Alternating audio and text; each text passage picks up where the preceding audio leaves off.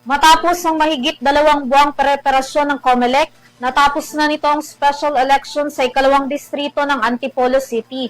Hindi man umabot sa kalahati ng mga rehistradong botante sa distrito ang bumoto, nagresulta pa rin ito ng 33% na voter turnout. Kasunod nito, itinalaga na bilang bagong miyembro ng Kamara si Doc Bong Acop na kakatawanin ang 2nd Congressional District ng lungsod. Narito ang buong report.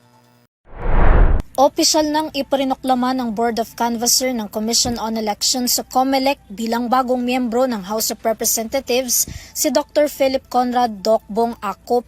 Kakatawanin nito ang 2nd Congressional District ng Antipolo City kung saan pinalitan nito ang kanyang ama na si Congressman Romeo Acop na pumanaw noong Desyembre ng nakaraang taon.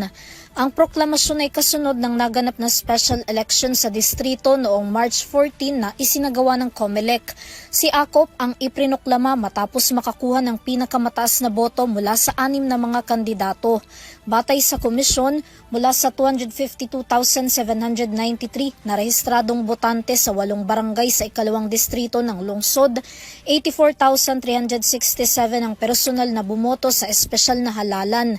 Katumbas ito ng 33.37% na voter turnout. Kabilang dito ang 184 na person deprived of liberty o PDL sa BJMP Antipolo City Police Station na bumoto rin.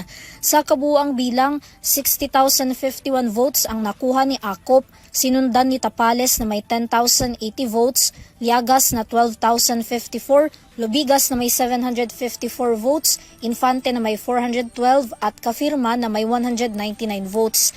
Ayon kay COMELEC Chairperson George Erwin Garcia, wala silang naitalang kahit na anong untoward incidents sa 38 voting centers sa buong distrito habang nagsasagawa ng halalan hanggang sa pagde-deliver ng mga election paraphernalia para sa canvassing. Maayos rin daw na naipatupad ang early voting hours mula 5 a.m. hanggang 7 a.m. para sa mga nakatatanda, pregnant women at person with disability o PWD. Kasabay naman ng canvassing noong March 14 na ibigay na rin sa mga guro at iba pang poll workers na nagsilbi bilang electoral board members ang kanilang honoraria. Samantala, sa hiwalay naman na post ni Congressman Acop, tiniyak nitong kakatawanin niya ang ikalawang distrito ng Antipolo ng may integridad, malasakit at tapat na pagsiserbisyo. Pagtutuunan din daw nito ng pansin ng iba't ibang serbisyo na may kinalaman sa edukasyon, trabaho, kalusugan, kabuhayan at mga infrastruktura, gayon din ang pagbibigay ng solusyon sa mga suliranin pagdating sa bawat komunidad.